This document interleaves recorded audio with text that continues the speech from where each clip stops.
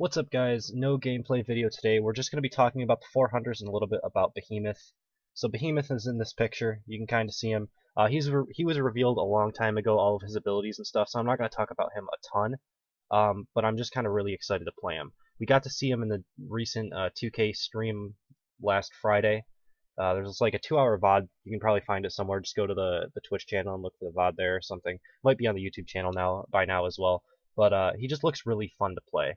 Um, his like lava bombs seem really cool. His rock roll seems really cool. The rolling ability seems really cool. Everything about him just screams a cool monster that I want to play. So we're gonna get a lot of content uh, with Behemoth when this all releases. I'm gonna try to get at least one video for each hunter and monster within the first week, but then after that, expect quite a bit of Behemoth as I kind of figure out the best builds and all that sort of thing that I personally will be using.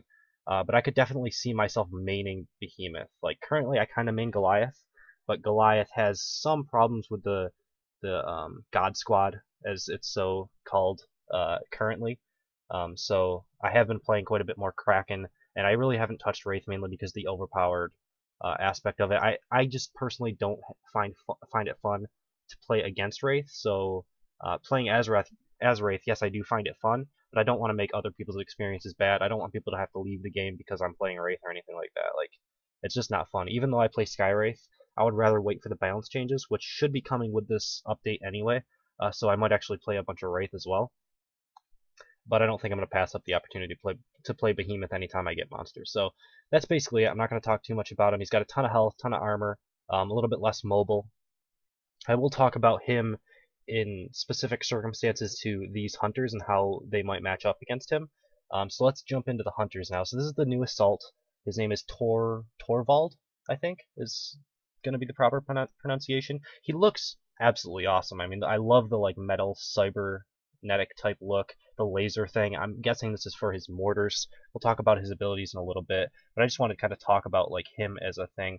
I don't know what this is under like his arm here. I don't know if this is skin or like leather or something. It kind of looks like it could be burnt skin or maybe leather. I'm not sure which one it is, but he just looks completely awesome. I believe the backsplash, the map is one of the new ones, which I don't remember exactly the date that those are dropping on. I know it's 1 month later for PC, so I won't be having many games on those until a little bit later. I think it's I don't know when it is. But yeah, I think this is one of the new maps, the Shanty Town or whatever. So he definitely seems pretty cool. So our Torvald is has a Goliath-sized beef with monsters. Survivor of a monster attack, Torvald was nearly torn to pieces, rebuilt into a half-human walking tank. Torvald is heading to Sheer with a head full of revenge. Besides cybernetic implants, he's sporting back-mounted mortar cannons, as deadly as those mortar rounds are at a distance. Torvald is straight up vicious up close. So I'll talk about the mortar cannons right now. So it's basically like a long-range ability for an assault, which we don't really have right now.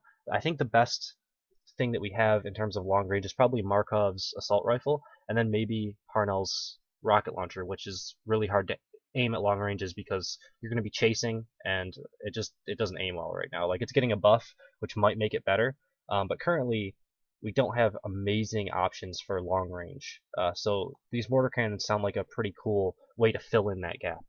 And then he has this shrapnel grenade, which peppers the target with weak spots. So my first question when I read this is, will it stack with Lazarus and Val's weak spots? If they both have weak spots on the same exact area, will it multiply the damage? Like, and how? Like, will it stack, and how will it stack? Will it, multiply it?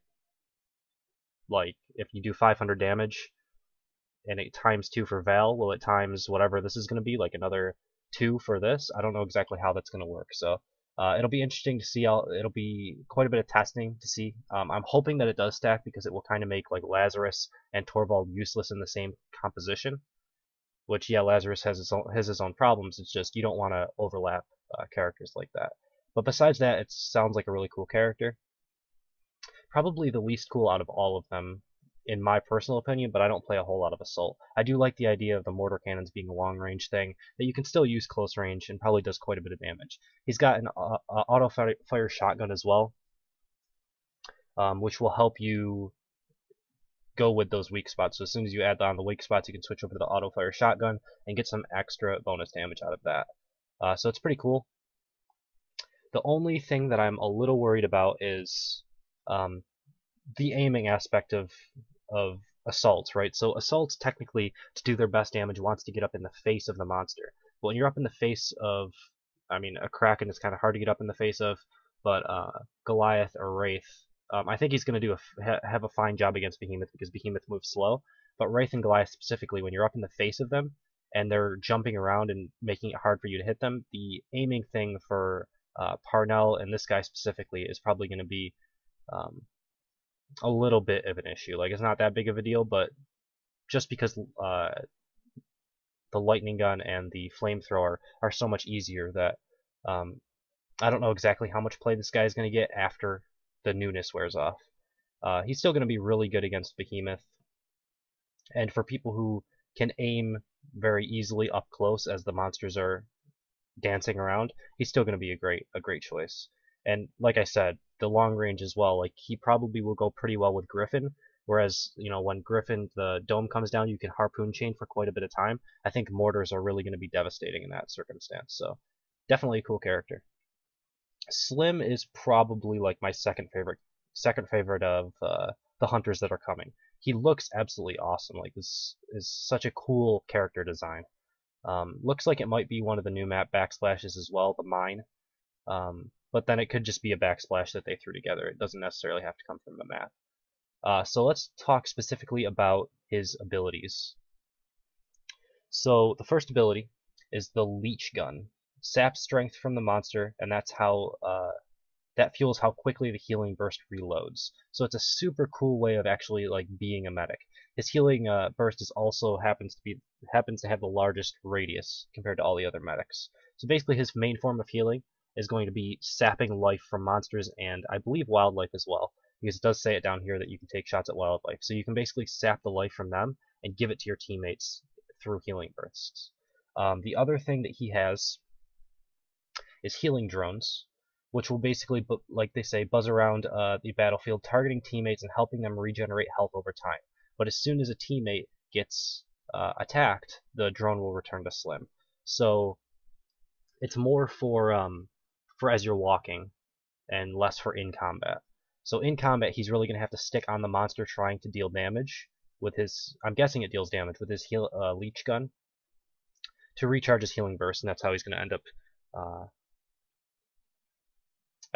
up healing his teammates. Now, what I think that might be a problem, I guess we can go into the next ability, which is his spore gun, which masks the scent of hunters. This is like super cool. You can run this guy with a trapper and get right up close to it. Like, the amount that I use the smell ability, even in combat, let alone outside of combat, to find like my targets and figure out where everybody is, I'm constantly pressing the smell button. So to be able to counter that is super strong from the hunters. Like, this is a huge utility that I hope nobody overlooks. This is really, really strong. Now, like I said, like what I was saying, the problem that I can see this guy having is the same problem that Val has, is he doesn't really have any anti-peel for himself. When the monster finally gets on this guy, the spore cloud isn't really going to help him all that much. The only situation where I could see that being the case is there's some sort of like a mountain type thing, and you jetpack over it, and the monster's climbing up behind you, and you quickly spore yourself and then hide in a bush and hope that the monster doesn't find you there. Like, that's the only situation where I can see maybe you being able to peel for yourself with the spore cloud launcher. So I have a feeling that this guy is probably going to have to be run with Hank unless you can really kick out a lot of healing for yourself. But I have a feeling that when you're being targeted, you're not going to be able to use this leech gun. I don't know exactly how this leech gun is going to work, if it's going to be like a channeled ability, where you're constantly leeching as you are aiming at the target, or if it's going to be like a shoot it once, it leeches for a little while, and then, reloads or whatever, and then shoot it again, leeches for a little while. I'm not sure exactly how that's going to work, but it's definitely going to be interesting to see how he can really get away from people. Specifically, how he can get away from the monsters, right? And peel for himself and like make it so that he doesn't die. I have a feeling he's going to have to be run with Hank, but we'll see how it all works out when he actually gets released.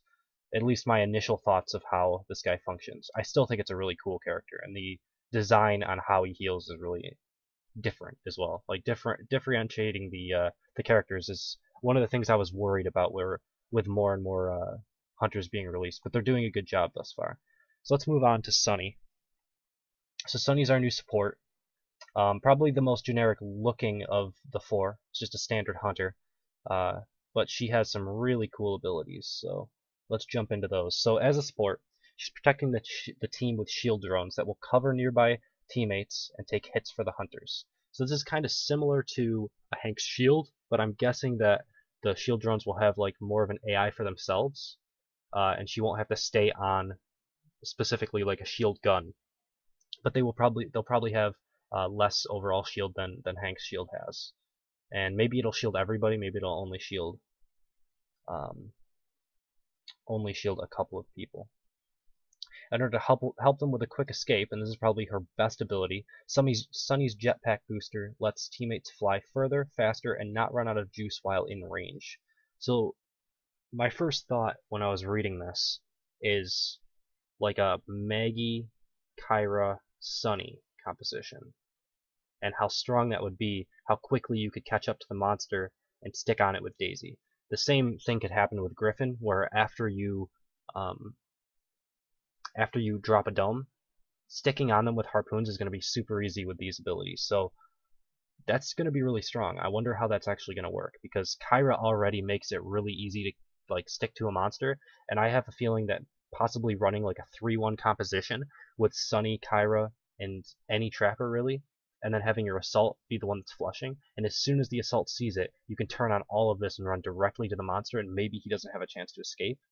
Gonna be definitely interesting, especially with a cloak on top of all of that. Like, you're gonna be moving really quickly towards that monster, and if he doesn't move the right direction almost instantly, he's going to get domed almost every time, in my opinion. So it's going to be definitely interesting to see how that works. All that said, Sunny is perfectly capable of dishing out damage as well. Her mini nuke grenade launcher packs more punch in a single projectile than any other hand-wielded weapon in the game. This is always scary when I read something like this, and I know that Cabot's currently in the game. So I'm guessing that it's more damage for a single projectile, but it's probably going to be a lot longer of a reload. Is probably how they're gonna do that. Still, it's always cool to see a character like this that has some damage to it and also some shielding. It's kind of more of an all-around support, and yeah, I mean, it's definitely a cool ability loadout that she's packing. So jetpack boost teammates that are being attacked so that they can dodge out of the way as much as possible. And if you're hot on the trail of monster, jetpack boost your trapper so they can keep pace and drop a dome. Basically the same thing that I was saying. Like, if you have this plus a Kyra, that's gonna be really good. I don't know. So this is probably the most interesting character. I'm mostly a trapper player anyway, so to see this really cool trapper come out is gonna be probably my main hunter that I play when I'm playing with my team. So he looks pretty awesome. This bat is absolutely great looking. I don't really know. I think the map is probably a generic one. It doesn't look like anything special. The one up here as well looked like kind of fusion plant or something, so probably just a generic backsplash. So Crow's a bit of a recluse. He actually retired to the unsettled parts of Sheer to be left alone until the monsters came and screwed everything up. He understands the planet better than most, which makes him perfectly suited as a trapper. Now Crow and his trained pet Batray, Gabi, are going to get rid of monsters one dome at a time. So on command, Gabi flies ahead to scout an area and lets Crow see nearby creatures. Gabi flies out a couple 100 meters at most in line of sight. So it has to have line of sight, but on certain maps that you have a ton of line of sight, it can fly out a couple 100 meters.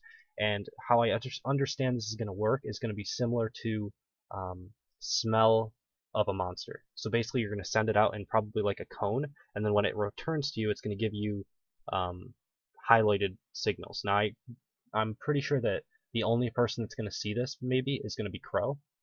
Maybe it's going to be your whole team. I'm not exactly sure how that's going to work. If it is only Crow, it becomes a little less useful because you have to relay that information to your team. and that can be harder for pubs and stuff like that.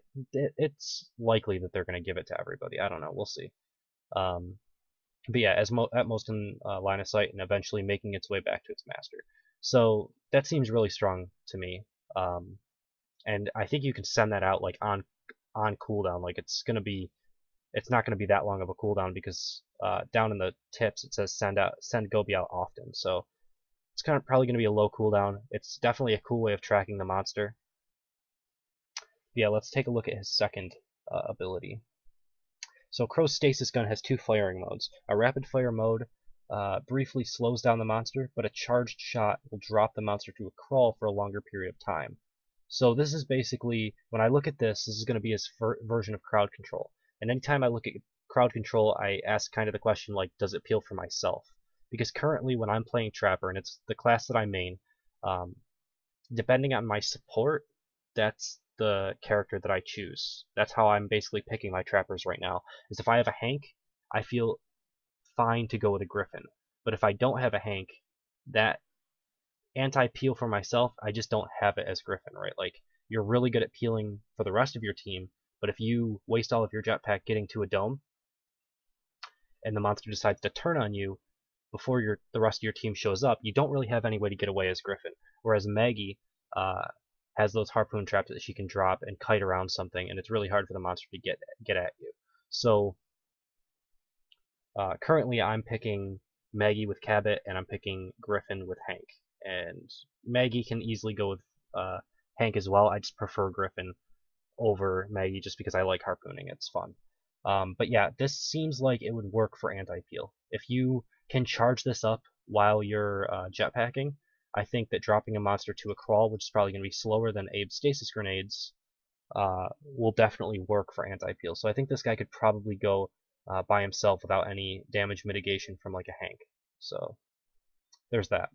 I'm guessing how this is going to work is you'll either like click rapidly for the rapid fire mode, or you're going to hold down your mouse button to charge it up. Unless there's some other key that they introduce where you can change the firing modes on your weapons, similar to like a military sim or something that has automatic fire, semi-automatic, and single shot. So then there's the kinetic long-range rifle. This is definitely a scary one for any Wraith players. So the rapid fire mode deals lots of damage per second, but a charged shot is able to punch straight through a monster's armor and damage its health. So when I say this is scary for Wraith players, is if you're taking straight health damage, because Wraith has such a small health pool to begin with, and like if you take any health at all, it's almost a mistake as Wraith. Like you're moving and darting around so much that it's hard to hit, but if you do land those shots as Crow, you can definitely punish a Wraith for this. I'm guessing this ability was mainly revolving around Behemoth, but I actually don't think it's going to be as good against Behemoth as other monsters, specifically because if you're dealing damage to its health, you're not dealing damage to its armor, and your team has to deal with that armor before they can deal damage, right? So one way or another, that health damage is probably going to get done either by the rest of your team if you're helping them out on like Cabot or Hank, just dealing damage to the armor faster, then your teammate's going to be able to do a little bit more damage to the health, or you're going to be straight dealing damage to its health. So I don't think it's going to be as big of a deal unless the monster wasn't going to take health damage to begin with, if that makes sense.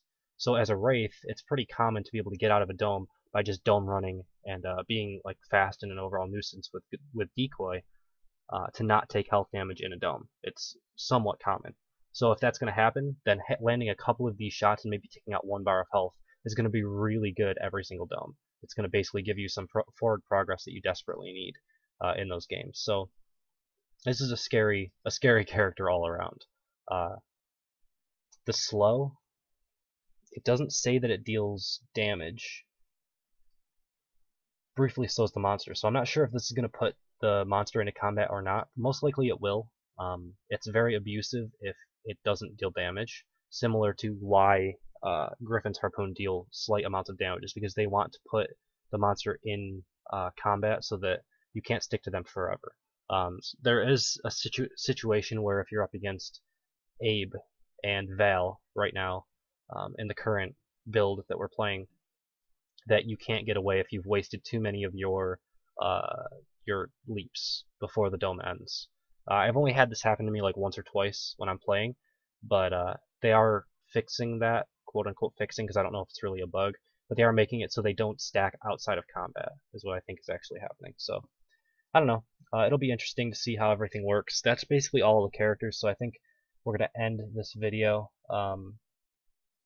Yeah, this just basically says to spam Gobi as much as possible, and to also try to stick with Charge Shot on the Stasis Gun. It will slow the monster longer as opposed to the short burst shots. So that's always going to be good if you can make sure to aim and actually hit your shot, similar to a Griffin Harpoon. So I think it's going to be played similar to that. But really cool characters. Definitely a lot of uniqueness brought into the game with your like long range assaults, the unique way of your healing, and then the like jetpack recharge from this. Like they all have some seriously scary abilities for monsters, for as like a monster player, getting brought into the game, which is really cool. And then Behemoth just is a completely different way of playing the game. Like it's more of like crowd control, and I'm gonna bring you to me. And you're not gonna be able to get away from me, and I'm just gonna solo kill you while the rest of your teams tries to deal with my armor, but they're not gonna be able to get through it. So really cool stuff. That's basically it. Hope you guys enjoyed it. Thank you for watching, and I will see you next time.